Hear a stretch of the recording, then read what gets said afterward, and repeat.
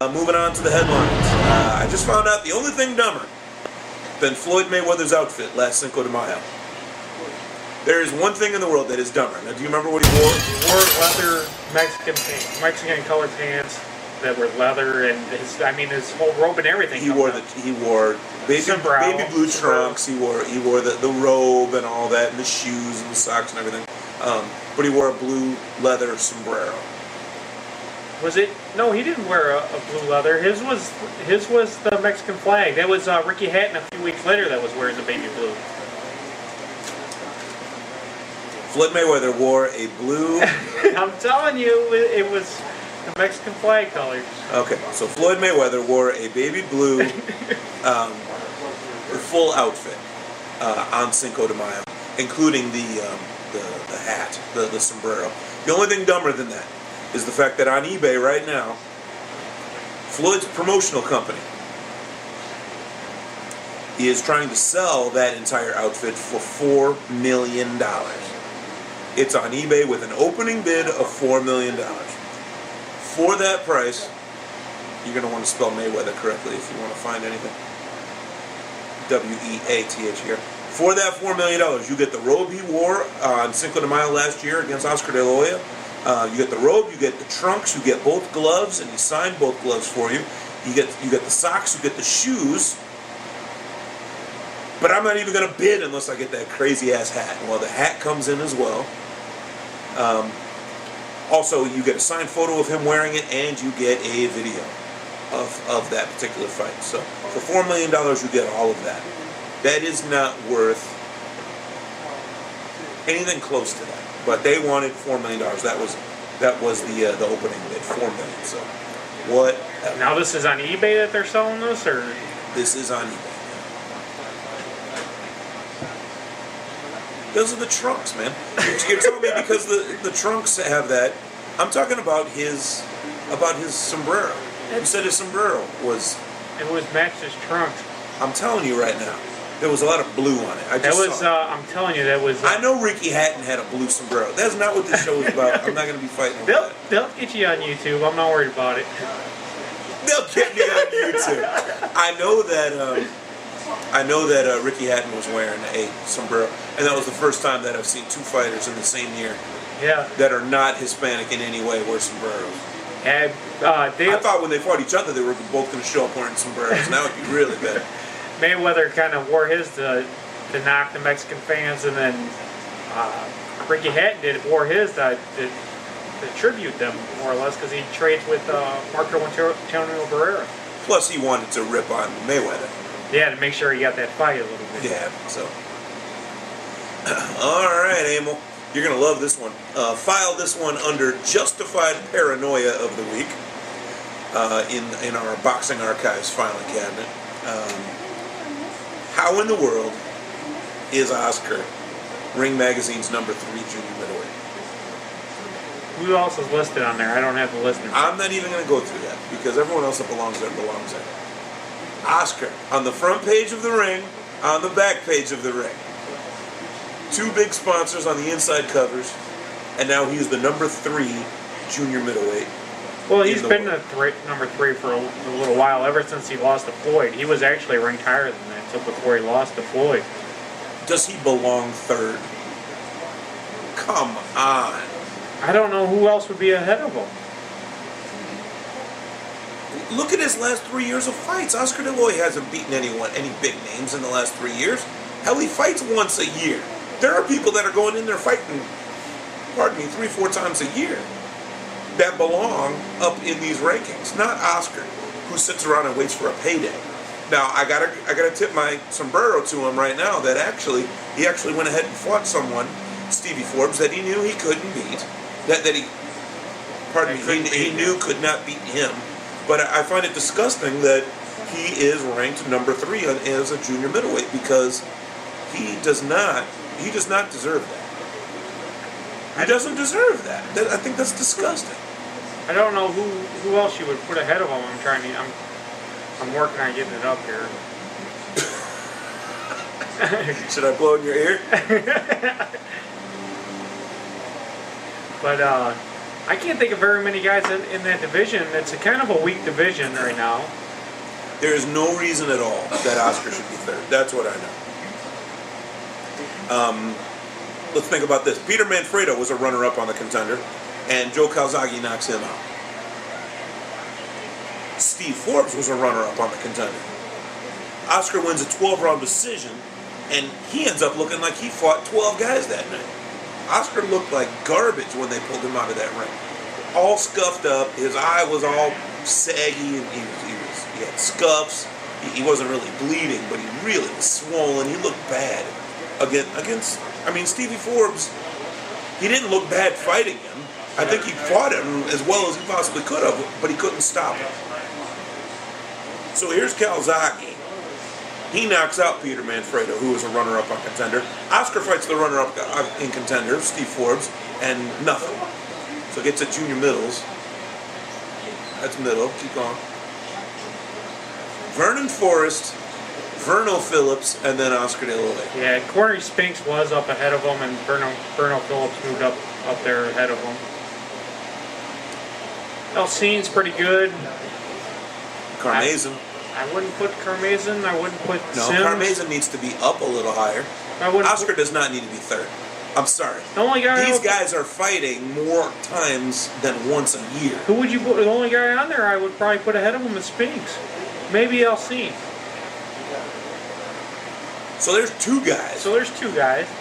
I mean, it's not outrageous. Third is outrageous. Third is outrageous. Shut up. Third is outrageous. There's no reason for him to be that high. I mean, please. When you fight once a year, you get out of line. You get out of line and people pass you up. It's disgusting to me. Martin Castillo has retired from the ring. We've seen him fight a couple times up in Chicago, at Cicero anyway. Former champion. He lost his last fight, which was super flyweight title bout with Montiel, defending his WBO belt. Bolo Punch takes this moment to salute Martin Castillo, a real warrior of the ring. He has decided that he is retiring from the ring. Yeah, but his final record there in front of him? 33-2 with 31 knockouts. That's an awesome record. Yeah, it's actually kind of surprising. I mean, what is he, 30? He's 31 years old. It's kind of early for him to retire, but... Former WBA super flyweight champion by beating Alexander Munoz in 2004 in Laredo, Texas. But he must have made his money and is ready to get done, so... Yeah. Well, they have postponed Nikolai Valoev against Ruslan Shaigev. It's been postponed now to July the 5th. We didn't go on live. Yeah, we didn't even mention the fact. We didn't even talk to Tim Patterson. We didn't do any of the things that we usually do. We just jumped right in because of the funky sombrero story and all that. But whatever the color of the sombrero is not relevant. What matters here is that you're wrong and I'm right. It'll be proven that I'm right. I don't care what color it was. You're gonna go ahead and type. I want to in say that, it was white. I'm almost positive it was white. I was looking at it. I mean, it had colored patches on the side, but I think the majority of it was that light blue. Why would he wear a blue sombrero? Why would anyone wear a blue sombrero? And then green, white, and red trunks and a robe and everything. This guy is Mr. Color Coordinator. He ain't wearing no damn blue hat. Ruslan Shaigev against Nikolai Valoev is going to be July the 5th. Shaigev suffered from a protracted virus infection of the eye. Supposedly his cornea was scratched during training. Someone's glove got in the works there in the headgear and scratched his eye. Jeff Fennick is going to be fighting the Professor, Azuma Nelson, both Hall of Famers. When's the last time you had two Hall of Famers fight each other?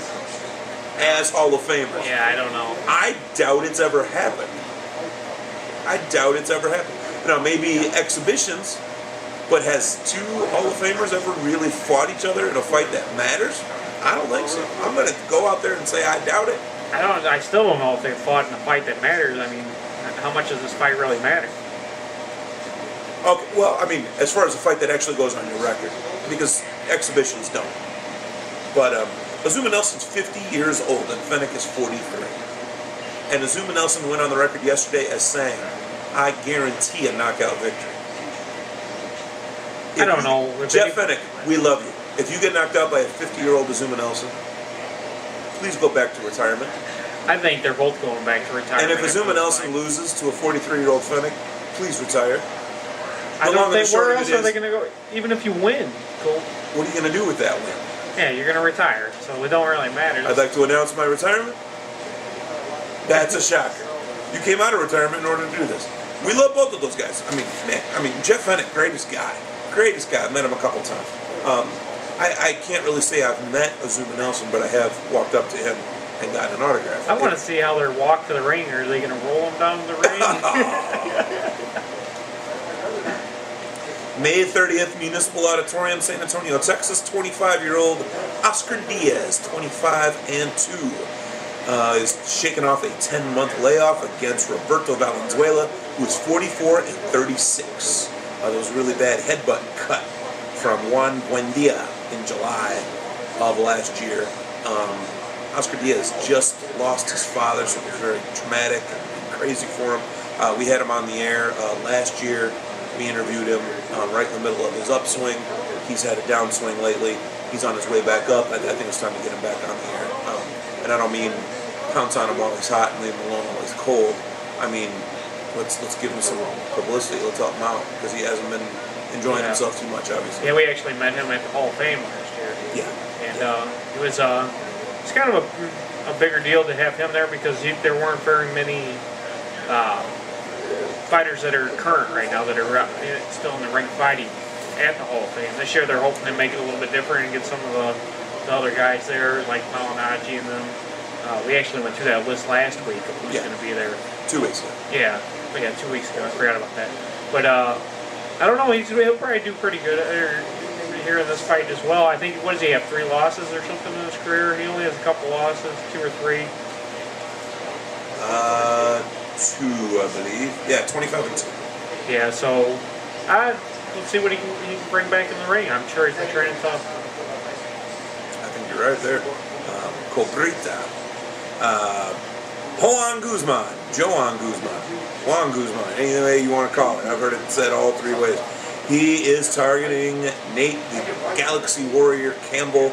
WBO has promised Juan Guzman a #1 ranking.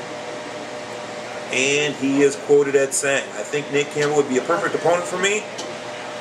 No one wants to fight Nate at 135, and no one wants to fight me at 130, so let's fight each other. If he's truly a world champion, he will accept the challenge that I have laid out for him." I'll tell you what. He wants Pacquiao. That's why he's moving up to 135. Oh, that's the only reason. Yeah, but Guzman fighting Campbell, that's a good fight. Campbell fighting Casamayor would be a good fight. I'd like to see Casamayor against Guzman, actually. I'd like to see that first. Casamayor, it's just so weird. When I watched him on ESPN, he seemed like he couldn't get much done. Then he fights Corrales, and he fights awesome. Yeah. And then he's going to get in there against Katsidas, and I'm like, man, Katsidas hits so hard. He's got a good chin. I think he's going to beat him, you know? Casamayor really stepped it up for that fight and got it done. So, I mean, he steps it up when he needs to. And I don't know, Guzman's just so slick. And he is definitely not a relative of mine. Because I can tell, because he is so slick. There's just no way around it. Interesting that a Guinness record was just made. Most fights performed by a female at 58 professional fights. Stephanie Dobbs, congratulations, just made the Guinness Book of World Records for fighting 58 times. She's only 27 years old and fought 58 times. Find a 27-year-old man that's fought 58 times. Yeah, there's not very many fighters, period, that have fought that many times at that age. And Fight News says, just to be silly, Stephanie's still just 27 years old, has 58 professional fights, somewhat behind the men's mark of around 1,000. And that's just, who's the guy with the 200-some losses? I can't remember. I can't remember his name for some reason. He doesn't need to be brought up on this show. Anyway. And Francois Botha, the White Buffalo, is back in the headlines because he's going to be fighting Odlandier Solis, the Olympic gold medalist. He's going to be, and they're calling Francois Botha former heavyweight champion. Okay, he held, if I'm not wrong, the WBO belt for a month. If that lets you call yourself the former world heavyweight champion, then so be it. I didn't even know that he held the WBO belt. I thought it might even have been a more minor belt than that. I do believe he held it for a little while. Someone check that out for me. I'm not going on the record saying that, but he's made famous for the fight with Tyson, where Tyson was twisting his arm. Yeah, tried to break it and then admitted, yes, I tried to break his arm. Botha is 45-4. He's only got 4 losses, 28 knockouts. It says here he has only lost to Michael Moore, Mike Tyson, Lennox Lewis, and Vladimir Klitschko. Those are pretty Those are 3 good fighters. big-time names, but it's like Michael Moore and Mike Tyson and Lennox Lewis and Vladimir. Every time he fights the upper tier, he loses. It's basically what he's saying. If I'm not wrong, see, I don't want to go guessing. I don't want to go guessing because someone's going to check it out and say I'm full of garbage again. But I think he fought Shannon Briggs years ago, and I think he beat Shannon Briggs. I think he beat him on points, on a close decision.